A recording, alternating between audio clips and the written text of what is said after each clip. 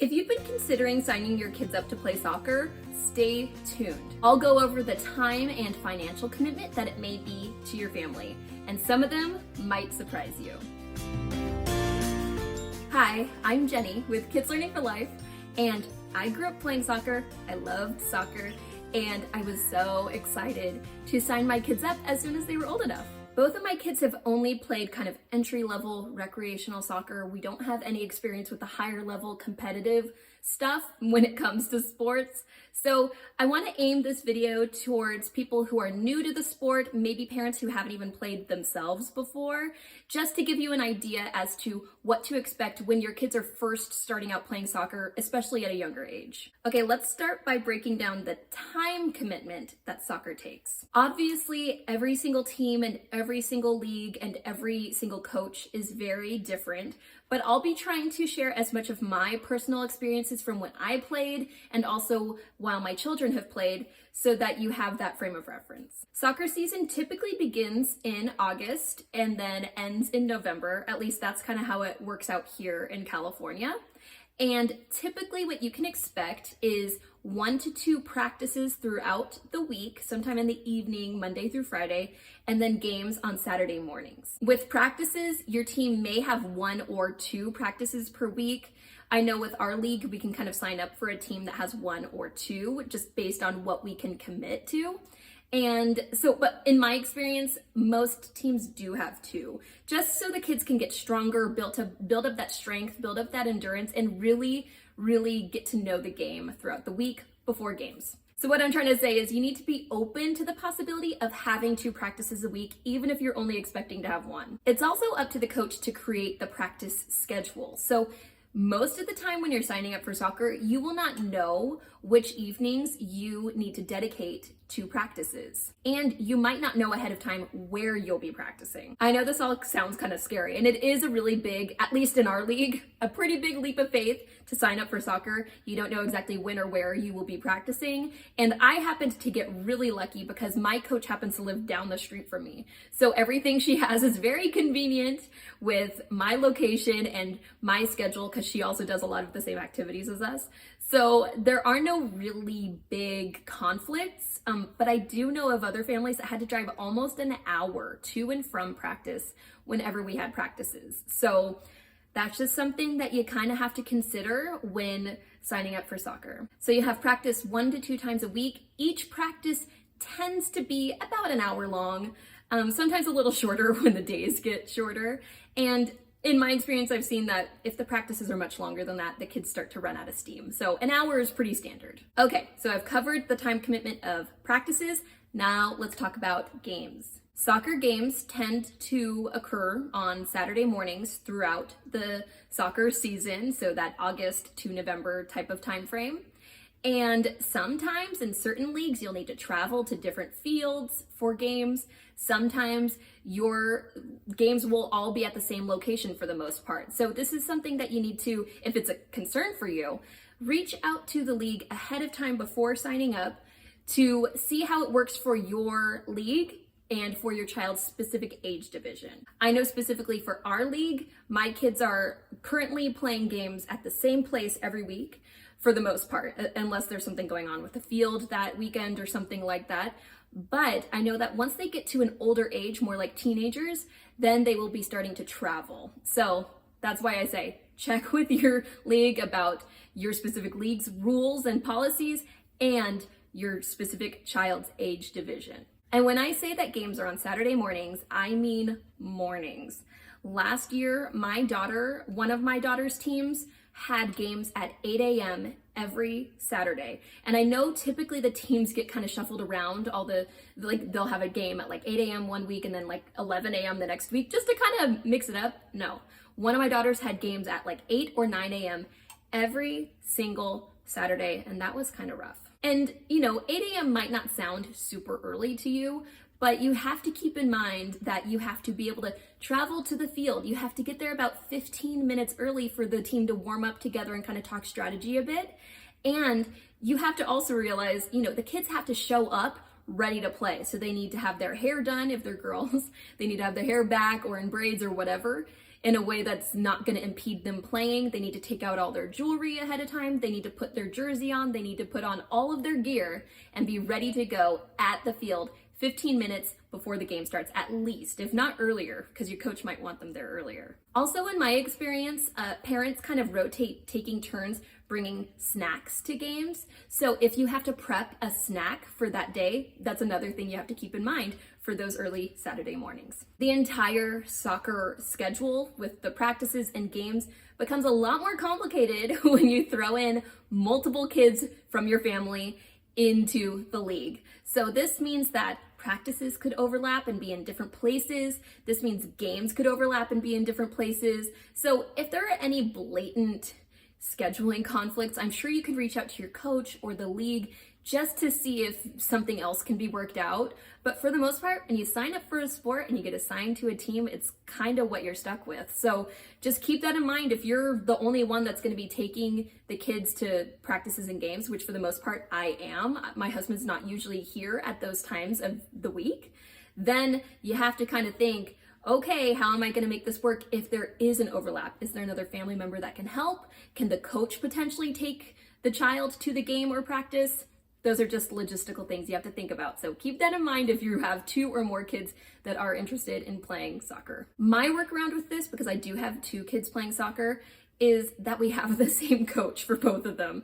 So luckily that means the league has kind of catered to the coach because the coach has kids on multiple teams as well. So they don't let any of her games overlap, and she's also able to schedule the practices accordingly. So I got lucky. Again, like I said, most people don't get that lucky, so it's just something to consider. Let's also quickly talk about tournaments. Tournaments are something I only did sporadically growing up throughout my soccer career. But my kids actually, in their league, they have a soccer tournament once per year. This is a full day of games. They're at least gonna play 2 or 3 games, so it's a full day. And usually by then, it's usually late October, early November, and it's cold by then, so you have to bundle up. It could be raining. Last year it was raining for us.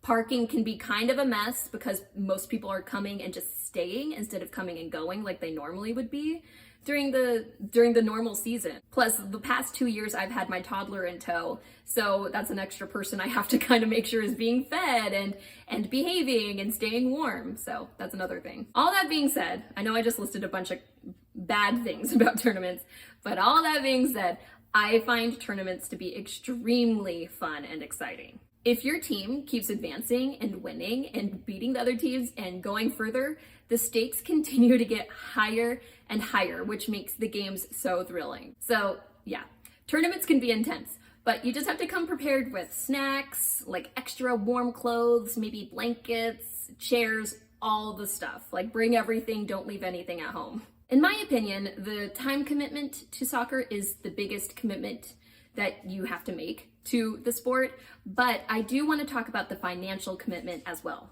I have no idea what other recreational leagues charge for registration, but my girls' league costs $145 per player if you sign up early, and then I think it goes up by $20 like later on if you sign up closer to when the season actually starts. And just for some reference, registration tends to start sometime in the spring, so March or April, and then the season, like I said, starts in August. So you have a lot of time to kind of decide. You just don't have a lot of time for that early bird pricing. In my experience, the league doesn't charge any additional fees aside from that $145, but your league may charge extra for things like referees or like a location cost. So that's something to look into as well. Then there is the uniform that your child will need to have for your league.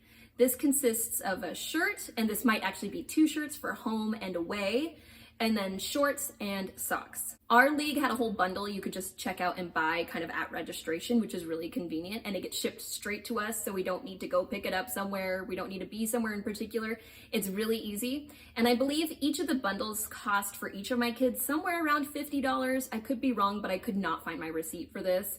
And then there's, of course, the additional gear that you need as well. These items can be reused season after season. So like my oldest daughter, who's been playing for 2 years now, she used the same exact uniform for those 2 years, but I am gonna have to buy her, I think, a new jersey or new jerseys because she has home and away colors for this upcoming season. Sometimes also a league will change the design of their jersey or change the colors. So in that case, then you would also have to buy brand new stuff. Your kids will also need cleats and shin guards. I don't have any money saving tips for these items because I'm one of those people who just waits way too long and nothing's on sale anymore by the time I actually go to buy them. But you can always keep your eyes open for at your local like sporting goods stores for deals on these. I mean, I've even waited so long that there weren't even any soccer balls in stock anymore. So don't do what I did. Last year, the cleats that each of my girls used were about $20. And then we got these like cheap shin guards that were kind of uncomfortable for them for $10.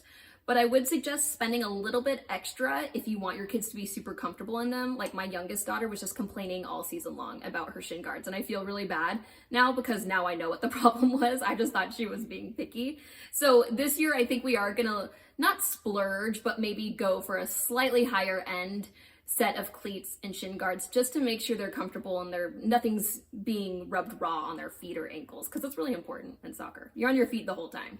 If you also want to buy a soccer ball, which I do recommend for each player that you have in your family, then I think those are about $20 or $30 depending on the quality. Like for example, I got this $5 ball from Walmart. I was like, wow, that's a steal.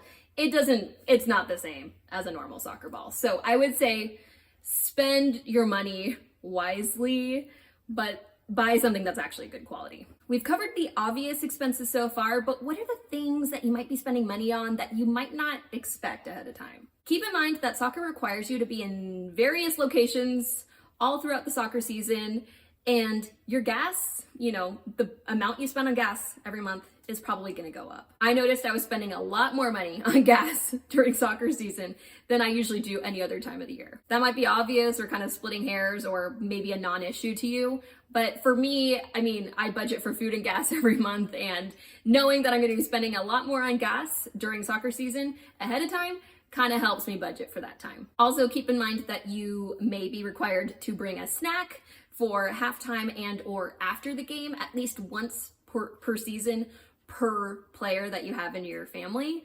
So that's just something, it's really not that big of a deal. You don't have to go crazy with it. Although some people do, and I'm very impressed with those people, but I'm not that person. And then you also want to keep in mind, usually a team will do something kind of nice for the coach or coaches, if you have multiple coaches on your team, for the end of the season. So we've always done some sort of like thank you gift. And this cost about $20 per family for their contribution for the gift. So that's another thing to keep in mind. So roughly, after all is said and done, it cost approximately $245 per daughter to play soccer last year. That includes registration, their gear, their uniform, and then all the other random expenses that come up. I find that soccer is actually a really economical activity for your kids. That $245 covers 3 or 4 months of an activity. And I don't know about you, but around here, there are some activities that cost that much for like 1 or 2 months of the activity. So that's just kind of another way to put it in perspective for your budget. Also keep in mind that a lot of the gear can be reused year after year, so it's not necessarily going to cost the absolute maximum every single year. The friendships and the confidence that my girls have gained from playing soccer is just completely priceless. I'm so glad that they're both playing and they're both loving it. And also it's like this bonding experience because I grew up playing soccer. It's kind of one of the only things I did when I was a kid. So it's been a bonding experience for us to talk about soccer and little tips and tricks. It's been so fun. They have their good games and their bad games, and sometimes it feels like a huge emotional roller coaster sometimes. Like, I will never forget the game in which my daughter, who does not like playing goalie, was put in as a goalie, and just to kind of try something new. She got scored on. She was sobbing on the field. Luckily, her coach did not take her out and put her on the sidelines. She had her go back in as a forward. My daughter went in and scored a goal. Like that was just her motivation to score a goal, the fact that she was scored on. I also remember that my other daughter whined all summer about playing soccer. She was so scared. She was all nervous about it, and she really didn't want to play. And she was actually like a shining star on her team this year and really, really impressed her coach. So it's just, soccer, there's just so much excitement, so much going on with it, and I just love it. I could go on and on with all of my soccer memories from these past few years, but I won't bore you with all of them. I know, trust me, I know that soccer can be a really big time and financial commitment for families. I know that it's really tough to do the early mornings and get to all the places that you need to be, especially if you have multiple kids in tow, but I think it is so worth it. If you're on the fence or you haven't done it yet or anything like that, you just don't really know what to expect, I suggest you give it a try at least once. I mean, your kids can always stop playing mid-season if they really hate it, but I suggest just giving it a try. My kids also do all sorts of other extracurricular activities throughout the year in addition to soccer, so I'll share my extracurricular lineup right over here for you. See you next time. Happy homeschooling.